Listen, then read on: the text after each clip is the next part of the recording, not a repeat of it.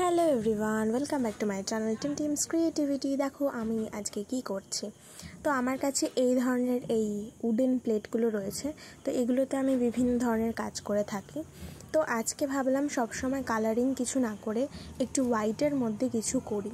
তো প্লেটটাকে আমি প্রথমে হোয়াইট কালার করে নিয়েছি, আর তারপরে আরেকটা কার্ডবোর্ড কেটে নিয়ে সেটাকে মাঝখানটা ফাঁকা করে এইভাবে সাইডগুলোকে আমি টেপ দিয়ে মুড়ে নিচ্ছি, যাতে এবড়ো খেবড়ো দিকগুলো সমান হয়ে যায়।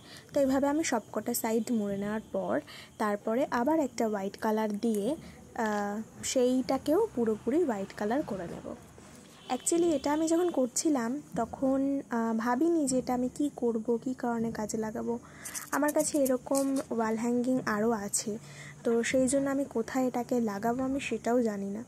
তো তারপরে আমার মনে হলো যে আমার পাশের বাড়িতে একটা জেঠি আছে যে কিনা আমাকে খুবই ভালোবাসে, আর তার কাছে গিয়ে আমি বিভিন্ন আবদারও করতে পারি, আর সে আমাকে ভীষণই ভালোবাসে। তো তার বাড়িতে হচ্ছে অনুকূল ঠাকুর আছে। তো অনুকূল ঠাকুরের সাদা রং পছন্দ, মানে পছন্দ বলতে কি তার ড্রেস সব কিছুই সাদা রঙেরই হয়।